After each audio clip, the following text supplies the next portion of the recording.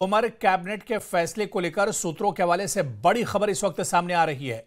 खबर यह है कि ओपन मेरिट का कोटा बढ़ाने के लिए ईडब्ल्यूएस यानी इकोनॉमिकली वीकर सेक्शंस और आरबीए यानी रेजिडेंट्स ऑफ बैकवर्ड एरियाज के कोटे में कटौती का फैसला हुआ है। सूत्रों के मुताबिक ईडब्ल्यूएस के आरक्षण कोटे में 7% की कटौती की गई है। ईडब्ल्यूएस का कोटा कम कर 10 से 3% कर दिया गया है। वहीं आरबीए का कोटा 3% घटाकर 10 से 7% कर दिया गया है। सूत्रों के मुताबिक सरकार ने आरक्षण पर कैबिनेट उप समिति की सिफारिश के आधार पर यह फैसला लिया है। ईडब्ल्यूएस और आरबीए का आरक्षण कोटा ओपन मेरिट के लिए नौकरियां और सीटें बढ़ाने के लिए हुआ है। सूत्रों के मुताबिक नौकरियों और एडमिशन में ओपन मेरिट के लिए कम से कम 40% सीटें रहेंगी। सूत्रों के मुताबिक कैबिनेट ने वर्टिकल रिजर्वेशन कोटा यानी 50% करने का फैसला लिया है। सरकार को इंतजार है उसके फैसले पर उपराज्यपाल की मंजूरी का, जिसके बाद ये आरक्षण में बदलाव की पूरी तस्वीर एक तरह से साफ हो पाएगी। तो कल ही उमर कैबिनेट की बैठक हुई थी और अब इशारा यह मिल रहा है कि उमर कैबिनेट ने एक बड़ा फैसला लिया है और ओपन कैटेगरी को लेकर एक बड़ा फैसला लिया गया है। आरक्षण के कोटे पर उमर कैबिनेट ने फैसला लिया है और ये सूत्रों के हवाले से बड़ी खबर आ रही है कि खबर यह है कि ओपन मेरिट का कोटा बढ़ाने के लिए ईडब्ल्यूएस और आरबीए यानी जो बैकवर्ड एरियाज के कोटे में कटौती का फैसला हुआ है। सूत्रों के मुताबिक ईडब्ल्यूएस के आरक्षण कोटे में 7% की कटौती की गई है। ईडब्ल्यूएस का कोटा कम कर 10 से 3% कम कर दिया गया है। वहीं आरबीए का कोटा 3% घटाकर 10 से 7% कर दिया गया है। तो सूत्रों के मुताबिक सरकार ने रिजर्वेशन पर अब कैबिनेट उप समिति की सिफारिश के आधार पर यह फैसला लिया है।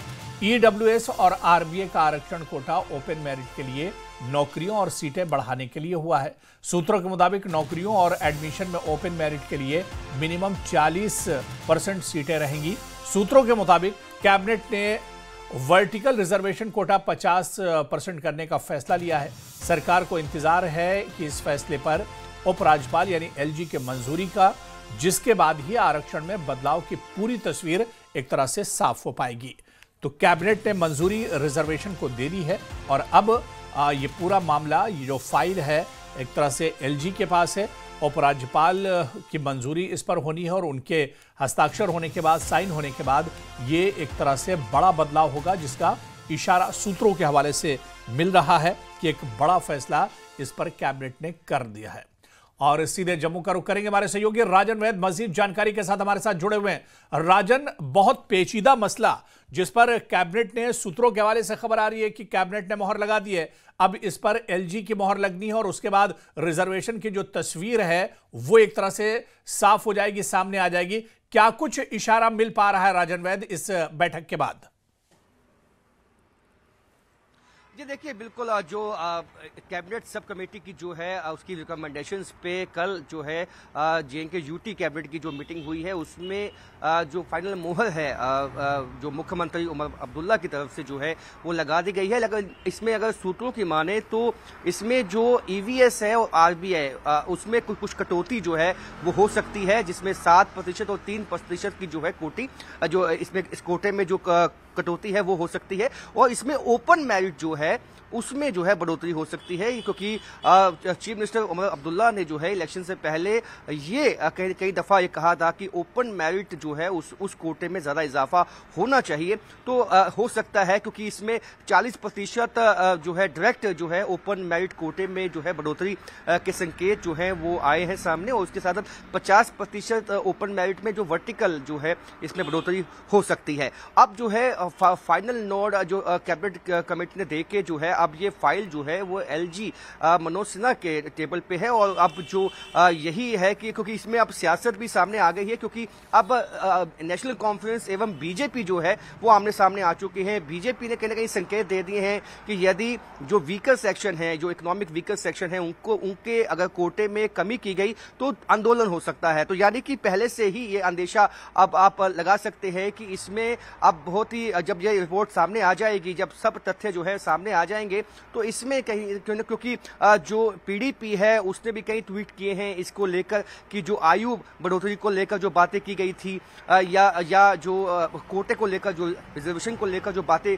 जो वादे किए गए थे वो मुकम्मल होते हुए दिखाई नहीं देते हैं। तो यानी कि सभी पॉलिटिकल पार्टी, सभी सियासी पार्टियों की जो है इस वक्त निगाह जो है फाइनल रिपोर्ट पे जो है वो बनी हुई है। अभी सोर्सेज के हवाले से ही जो है रिपोर्ट्स आ रही हैं, लेकिन जब तथ्य सामने आ जाएंगे तो वाकई जो इसमें जो हालांकि अभी से सियासी जो बयानबाजी है वो तेज हो चुकी है, लेकिन वाकई जब तथ्य अगर सामने आते हैं, यदि इसमें जो वीकर सेक्शन है उनके कोटे को घटाया गया है, जिस तरह के संकेत भी मिले हैं, तो कहीं ना कहीं बीजेपी भी आंदोलन कर सकती है और ये बड़ा आंदोलन हो सकता है, क्योंकि काफी लोग जो है इसमें मोबिलाइज हो सकते हैं और बीजेपी इसको बड़ा आंदोलन यहाँ पे जम्मू कश्मीर में एक लॉन्च कर सकती है। जी बिल्कुल राजन, यानी एलजी के पास एक तरह से गेंद जो है वो एलजी के पाले में है, एलजी को इस पर फैसला लेना है और उनकी रजामंदी के बाद तस्वीर साफ हो जाएगी। लेकिन राजन, जिस तरह से आपने बताया कि तस्वीर साफ होने के बाद यह भी एक तरह से होगा कि कहीं खुशी और कहीं गम वाला मामला होगा, क्योंकि अगर किसी का कोटा बढ़ाया जाएगा तो कहीं पर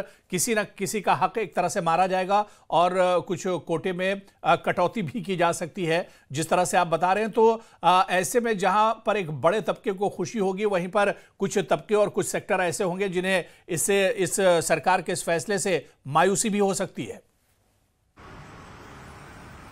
बिल्कुल आपने सही कहा। देखिए समाज में भी इस पे अपनी जो राय है वो बटी हुई है, यानी कि कई ऐसे लोग हैं जो ओपन मैरिट में अगर यदि बढ़ोतरी होती है, जो कि संकेत आए हैं, तो ये एक खुशामदीन कदम उसको मानेंगे। लेकिन इकोनॉमिक वीकर सेक्शन है, आरबीए है, जो कि फार फ्लंग एरियाज में लोग रहते हैं, जिनको की कोटा जो है अगर उनके कोटे में कमी होती है तो कहीं ना कहीं उनमें एक नाराजगी जो है वो देखने में आ सकती है। तो कहीं ना कहीं ये जो है ये मामला आगे तूल पकड़ेगा, ये हम कह सकते हैं, क्योंकि यदि ओपन मैरिट की अगर बढ़ोतरी नहीं हुई होती है, क्योंकि संकेत तो है कि बढ़ोतरी हुई है, यदि नहीं होती है तो उसके बाद भी जो है उमर अब्दुल्ला के लिए जो मुश्किलें हैं वो बढ़ेंगी, क्योंकि उनकी तरफ से यह वादा किया गया था कि ओपन मैरिट जो है उसको बढ़ाया जाएगा, उसके कोटे को बढ़ाया जाएगा। और इकोनॉमिक वीकर सेक्शन में यदि वो कटौती करते हैं तो वापस वो फंस जाते हैं, क्योंकि बीजेपी ने साफ कर दिया है या अन्य पार्टियों ने वो साफ किया है कि यदि जो पिछड़े हुए लोग हैं, जो दबे कुचले लोग हैं, वीकर सेक्शन है, उनके अगर कोटे को कम किया गया तो वापस जो है आंदोलन होगा। यानी कि यदि किसी भी ये ऊंट किस करवट बैठेगा वो तो देखना होगा, लेकिन कहीं ना कहीं जो संकेत आ रहे हैं उससे ये साफ हो जाता है कि इस पे आंदोलन या आने वाले दिनों में काफी सियासी हलचल जो है वो तेज जम्मू कश्मीर में हो सकती है, जो कि अभी उसके संकेत भी मिल चुके हैं, क्योंकि जो बयानबाजी हैं वो शुरू हो चुकी हैं। लेकिन अब जब फाइनल रिपोर्ट जब सामने आ जाएगी, उसके बाद किस तरह से मुख्यमंत्री उमर अब्दुल्ला इसको संभालेंगे वो उनके लिए बड़ा एक चैलेंज होगा। जी बिल्कुल राजन, ये गवर्नमेंट के लिए बहुत बड़ा चैलेंज है। देखिए, गवर्नमेंट अगर इस पर कदम नहीं भी उठाती तब भी गवर्नमेंट के लिए चैलेंज था। खुद उसके अपने उससे नाराज थे। आगा रुहुल्ला ने कह दिया था कि 20 दिसंबर को इस पर हम प्रोटेस्ट और एहतजाज करेंगे और अपनी मांग पूरी जोर और शोर के साथ रखेंगे। अब जब गवर्नमेंट ने इस पर इशारा मिल रहा है कि फैसला ले लिया है, फाइल एलजी के पास गई है, ऐसे में बीजेपी और अपोजिशन ये कह रही है कि अगर इसमें जो कमजोर वर्ग है उनका हक मारा गया तो फिर हम आंदोलन करेंगे। यानी राजन, ये कहा जा सकता है कि गवर्नमेंट के सामने अब इसी तरह की सूरत हाल है कि आगे कुआं और पीछे खाई वाली सूरत हाल एक तरह से बनती जा रही है। यह मसला पूरा बहुत पेचीदा है। बिल्कुल आपने सही कहा। देखिए कि इस वक्त हालांकि गेंद जो है वो एलजी के पाले में है, लेकिन इसमें कहीं ना कहीं सबको खुश कर पाना मुख्यमंत्री उमर अब्दुल्ला जो है उनके लिए ये बहुत मुश्किल होने वाला है, क्योंकि यदि आपने सही कहा कि आगे कुआं पीछे खाई है, वो वाली हालत जो है वो बन चुकी है, क्योंकि इसमें अभी से ही जो है तमाम जो सेक्शंस के लोग हैं, सेक्शन सोसाइटी के लोग हैं, जो सामाजिक संगठन भी हैं, उनकी बयान भी जो है वो आने शुरू हो चुके हैं। और इसमें पहले से ही जो है कई पार्टियों ने यहाँ तक कह दिया है कि यदि उनके कोटे को कम किया गया, जो पिछड़े लोग हैं, तो हम भी आंदोलन में जो है वो शामिल हो सकते हैं। और चारों तरफ से खेलते हुए मुख्यमंत्री यहाँ पे दिखाई देते हैं। हालांकि उन्होंने अपने पाले से गेंद निकाल के जो है वो एलजी के पाले में फेंक दी है और ये भी बता दिया है कि वो किसी एक शख्स को खुश करने के लिए उन्होंने ये डिसीजन नहीं लिए हैं, यानी कि अवाम को देखते हुए उन्होंने ये डिसीजन लिए हैं। लेकिन वो कितने अवाम के हक में है ये तो फाइनल जब तथ्य सामने आएंगे तभी मालूम होगा। लेकिन ये सही बात है, चाहे वो कुछ भी करते हैं, चाहे वो ओपन मेरिट को बढ़ा देते हैं, कुछ लोग खुश होंगे, कुछ लोग इससे नाराज भी होंगे। यदि वो वीकर सेक्शन की कटौती नहीं करते हैं, उनमें कुछ इजाफा अगर देखने में आता है तो ओपन मेरिट वाले जो है नाराज हो सकते हैं। लेकिन ओवरऑल जो है इसमें कोई सेंसस बनता हुआ समाज में भी दिखाई नहीं देता है। हर एक जो समाज में जो संगठन है उनकी अपनी एक राय है, क्योंकि जो पिछड़े समाज से लोग हैं उनका ये मानना है ये हक उनको जो है वो कॉन्स्टिट्यूशन ने दिया है और इसमें जो है कोई तब्दीली नहीं होनी चाहिए। और वही ओपन मेरिट में जो लोग हैं उनका कहना है कि हमेशा ऐसा होता है कि ओपन मेरिट में जब हम अपीयर होते हैं तो उसमें बाकी कोटे के लोग भी जो है वर्टिकली या किसी तरीके से जो है वो लाए जाते हैं। तो कई तरह से जो है चैलेंजेस इस वक्त जो चीफ मिनिस्टर उमर अब्दुल्ला के लिए हैं। अब देखना होगा कि ये जो रिपोर्ट, जो फाइनल रिपोर्ट जो एलजी मनोज सिन्हा के जो है वहां ऑफिस में इस वक्त भेज दी गई है, तो वो क्या डिसीजन लेते हैं, वो इसको अप्रूव करते हैं, क्या करते हैं, फाइनल नोट कब तक मिलता है, ये अब देखना काफी दिलचस्प होगा। जी बिल्कुल राजन, क्योंकि अब गेंद एलजी के पाले में है। एलजी क्या कुछ इस पर डिसीजन लेते हैं, किस तरह से कितनी जल्दी इस पर डिसीजन लिया जाता है, ये देखना भी बहुत अहम होगा। लेकिन ये तस्वीर साफ होने के बाद क्या कुछ सूरत हाल होगी सरकार के लिए, ये देखना भी एक तरह से बहुत अहम होगा। और ये तस्वीर हालांकि एलजी के कदम के बाद ही साफ हो पाएगी। नजर बनाए रखिए। बहुत बहुत शुक्रिया हमारे साथ जुड़ने के लिए राजन वैद और तमाम जानकारी